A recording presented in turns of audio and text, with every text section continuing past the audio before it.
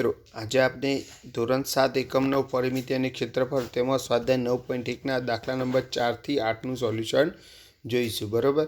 હવે પહેલાં આપણે જે સૂત્રો જોવા પડશે આમાં એ જોઈ લઈએ એક વખત ફરીથી કે સમાંતર બાદ ચતુષ્કોણનું ક્ષેત્રફળ થશે પાયો ગુણ્યા ઊંચાઈ એટલે BH થશે. બરાબર. અને ત્રિકોણનું ક્ષેત્રફળ થશે 1/2 પાયો ગુણ્યા ઊંચાઈ એટલે 1/2 BH થશે. હવે આમાં દાખલા નંબર 4 આ રીતનો હતો કે જે ખૂટે ને એ આપણે શોધવાનું છે. હવે પહેલાંમાં જોઈએ આપણે ઊંચાઈ ખૂટે છે તો B બરાબર 15 સેમી આપેલા છે. ત્રિકોણનું ક્ષેત્રફળ બરાબર 1/2 BH.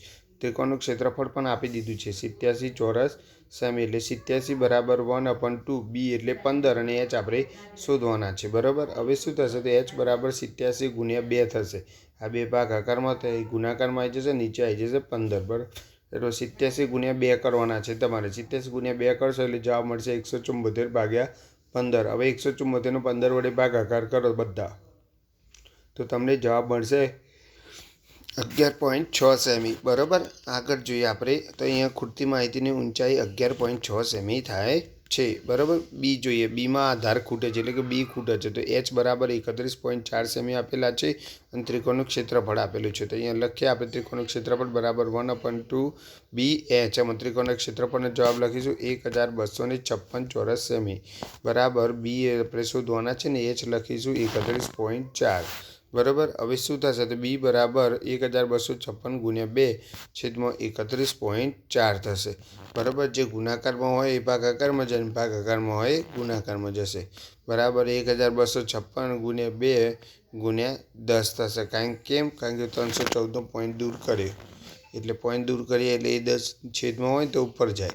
બરાબર. હવે શું થશે તો એ જો તો અહીંયા આ બધાનો ગુણાકાર કરી દીધો છે 1256 ગુણ્યા 2 અને આ એક 0 એટેચ કરી દીધો છે. બરાબર.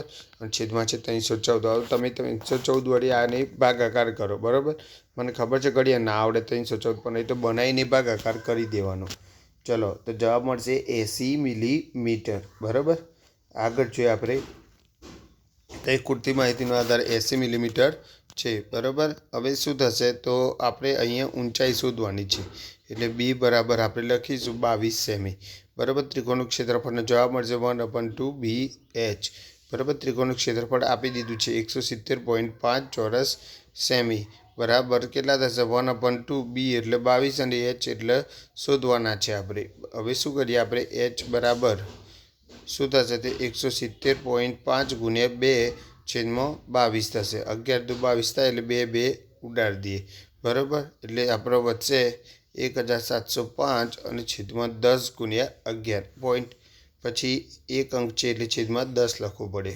હવે શું થશે તો 155 છેદમાં 10 થશે. કેવી રીતે તો તમે 1705નો 11 વડે ભાગાકાર કર્યો છે. બરાબર. અને ભાગાકારનો જવાબ 155 મળે છે. હવે પોઈન્ટ એક અંક પછી પોઈન્ટ મૂકે તો 15.5 સેમી જવાબ થશે. બરાબર. આગળ જોઈએ આપણે તો એ ખૂટતી માહિતીની ઊંચાઈ 15.5 સેમી છે. હવે દાખલા નંબર 5 આપેલો છે. બરાબર. આકૃતિમાં પણ દર્શાવે છે એ રીતે આપણે અહીંયા શું શોધવાનું છે તો આ જે સમાંતર બાદ ચતુષ્કોણ છે PQRS એનું ક્ષેત્રફળ પણ શોધવાનું છે અને PS 8 હોય. બરાબર. PS બરાબર 8 હોય તો આપણે QN શોધવાનો છે. બરાબર. હવે અહીંયા આપણે જોઈએ તો પહેલાં કોઈ એક ફેર પૂરી હોવી જોઈએ. આ નથી અને આ છે જો પાયો 12 અને ઊંચાઈ 7.6. તો એના આધારે આપણે સૂત્રમાં કિંમત મૂકી દઈએ તો બી બરાબર કેટલા આવે છે ભાઈ 12 અને ઊંચાઈ H બરાબર 7.6 અને તમે 12 ગુણ્યા 76 એટલે કે 76 ગુણ્યા 12 કરો જે જવાબ આવે એને એક અંક પછી પોઈન્ટ મૂકો એટલે તમારે થશે 91.2 ચોરસ સેમી. બરાબર. એ રીતે સમાંતર બાદ ચતુષ્કોણની ક્ષેત્રફળ તો ફરીથી આપણે લખીશું BH. હવે આપણે બી કેટલા એટલે કે ક્ષેત્રફળનો જવાબ તો આ જ લઈશું આપણે 91.2 ચોરસ સેમી. પણ હવે બી કેટલા લેવાના છે તો PS વાળા એટલે કે 8. બરાબર. અને H આપણે શોધવાના કીધા છે અહીંયા QN એટલે કે H આપણે શોધવાનું છે. 8 ગુણાકારમાં સ્પેલ બાદ જાય તો ભાગાકારમાં એટલે 91.2 ભાગ્યા 8. આમ તો તમે ડાયરેક્ટ ભાગાકાર કરતો ને તો બી તમને જવાબ મળી જ જાય. બરાબર. પરંતુ આપણે પોઈન્ટ દૂર કરીને જોઈએ સ્ટેપ બાય સ્ટેપ તો પોઈન્ટ પછી એક અંક છે એટલે 912 છેદમાં 10 થશે. 912નો 8 વડે ભાગાકાર કરો તમે તો જવાબ મળશે 114 હવે 114 10 છે એટલે એક અંક પછી પોઈન્ટ મૂકો તો 11.4 ચોરસ સેમી જવાબ મળશે તમને, બરાબર. એ રીતે દાખલા નંબર 6 પણ આપેલો છે, બરાબર. હવે આમાં આપણને જોઈએ તો આપણને AB બરાબર 35 સેમી આપેલા છે. કેટલા આપ્યા છે? 35 સેમી આ લખેલા રહેજો. અને AD બરાબર આપે છે 49 સેમી. હવે શું કહે છે? BM અને DL શોધો. તો અહીં જોઈએ કે સમાંતર બાદ ચતુષ્કોણનું ક્ષેત્રફળ છે B ગુણ્યા H. હવે આમાં ક્ષેત્રફળનો જવાબ આપી દીધો જુઓ તમે 1470 સેમી સ્ક્વેર. તો એનો ઉપયોગ કરવો પડશે આપણે. 1470 એ આ ચતુષ્કોણ છે એનું ક્ષેત્રફળ છે. એમાં B એટલે આપણે જોઈએ તો 35.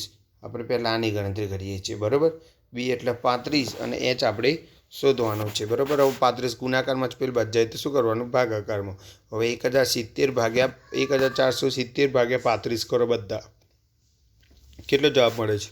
તો તમને જવાબ મળશે 42 ચોરસ સેમી. તો H બરાબર DL શોધવાનો છે. હવે HL આનો ABનો જે લીધે આપણને DL મળી ગયો. શું મળ્યો? 35નો ઉપયોગ કર્યો એટલે DL મળી ગયો ને. કારણ કે DLને આપણે શું કહીએ છીએ? H ઊંચાઈ કહીએ છીએ ને, વેધ, એટલા માટે. તો DL બરાબર 42 ચોરસ સેમી. હવે આપણે આગળ જોઈએ, ફરીથી લખવાનું છે. હવે આપણે AD પાયો લઈશું અને આપણે ધ્યાનમાં શું રાખીશું? BM, બરાબર. એટલે પહેલાં તો સૂત્ર લખી દીધું. સૂત્રમાં આપણે ક્ષેત્રફળનો જવાબ આપ્યો છે 1470 અને B આપણે લઈશું 49. H આપણે શોધવાના છે. તો H બરાબર 1470 ભાગ્યા 49. તો તમે હવે 1470નો 49 વડે ભાગાકાર કરો. કેટલો જવાબ મળે છે? તો 30. તો 30 ચોરસ સેમી થશે. પણ H એટલે શું? તો BM. એટલે લખીશું BM બરાબર 30 ચોરસ સેમી. આ રીતે આ દાખલો ગણાય, બરાબર. દાખલા નંબર 7 જોઈએ તેમાં પણ આ રીતનું આપેલું છે. ખૂણો એ કાટખૂણો છે અને આ રીતે BCના માપ આપેલા છે અને ABCનું ક્ષેત્રફળ શોધવાનું કહે છે અને ADની લંબાઈ પણ શોધવાનું કહે છે, બરાબર.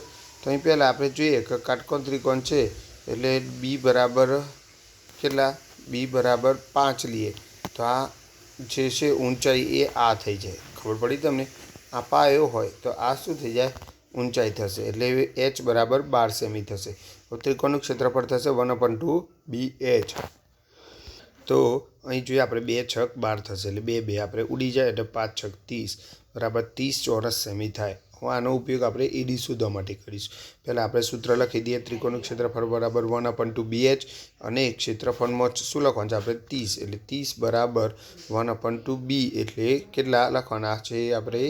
13. કારણ કે AD છે ને એનો પાયો 13 છે, બરાબર. BC તો અહીંયા આપણે જોઈએ. હવે આપણે તો શું થશે? તો અહીંયા 30 AD બરાબર 30 ગુણ્યા 2 થશે. ભાગાકારમાં 2 છે ગુણાકારમાં અને છેદમાં 13 થશે. 13 કશું ઉડતું નથી, આપણે ગુણાકાર જ કરી દઈએ. 30 × 60 ભાગ્યા 13. તો દરેક વિદ્યાર્થી 60નો 13 વડે ભાગાકાર કરશે, બરાબર. તો તમને જવાબ મળશે 4.61 ચોરસ સેમી, બરાબર. હવે આપણે આ રીતે આ દાખલો ગણી શકીએ છીએ અને આગળ જોઈએ દાખલા નંબર 8. હવે અહીં આપણે જોઈએ તો આ રીતની એક આકૃતિ આપેલી છે, બરાબર. AB AC સરખા છે, બરાબર. 7.5 સેમી. BC કેટલા છે? 9 સેમી, બરાબર. હવે એમાંથી BC પર AD બરાબર 6 સેમીનો વેધ છે, બરાબર. હવે ત્રિકોણ ABCનું ક્ષેત્રફળ શોધો એવું કહે છે. તો બહુ સહેલું છે. જો તમે ત્રિકોણ ABCનું ક્ષેત્રફળ બરાબર 1/2 BH. એમાં B એટલે કેટલા લેવો છે આપણે? તો 6 સેમી. BC બરાબર કેટલા છે? 6 સેમી છે, બરાબર. BC બરાબર 9 છે. 1 મિનિટ. પાયો અહીંયા થોડુંક ડિફરન્ટ થઈ ગયું છે. ઊંચાઈ પહેલાં લખી દીધી છે. એકચ્યુઅલી 9 ગુણ્યા 6 થાય એટલે કે B બરાબર 9 છે, બરાબર.